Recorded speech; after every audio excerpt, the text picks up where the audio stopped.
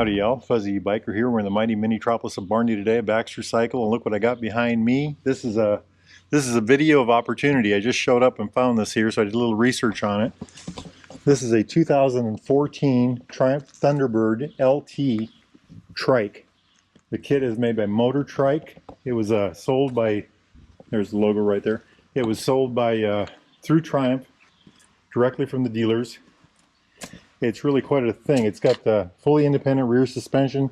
It was supposed to keep the handling qualities of a real Triumph. You know, check it out down there. See what we can see down here. While providing stability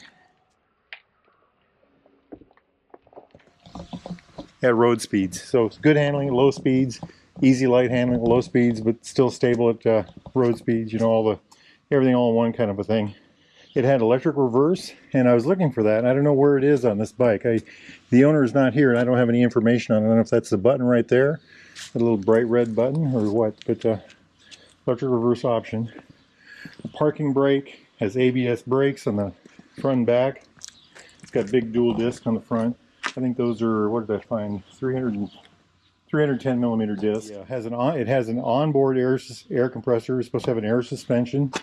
That's my understanding. I don't know if that's just on the rear, if that's front and back. Came in two colors. It came in this, they call it Calypso Blue and Crystal White, or it came in Lava Red and Phantom Black.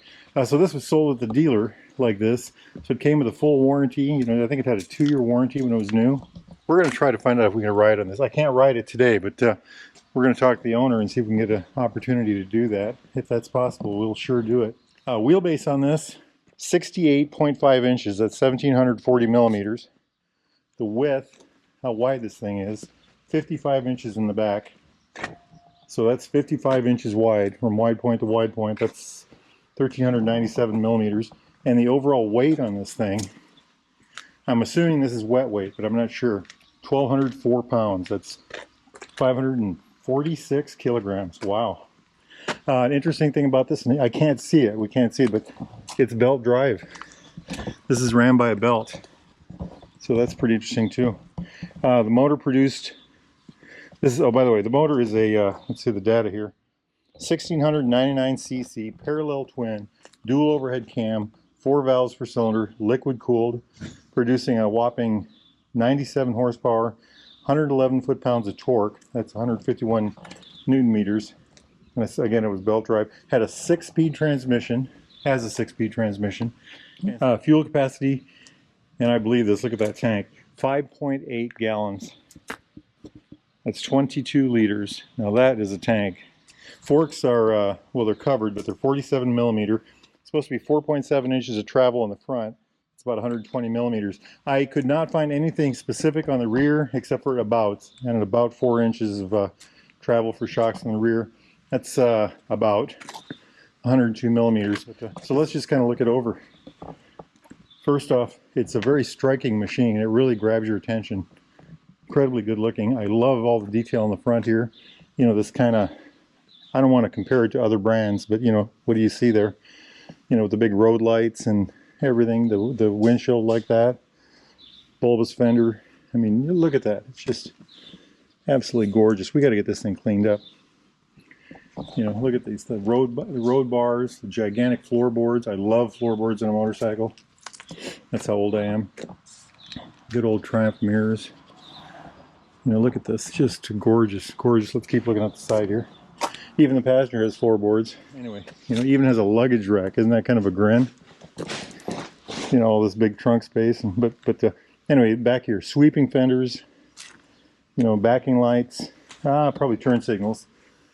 And these nice kind of a domed, hope the dirt doesn't cover that, very nice looking, like there's little lines in there.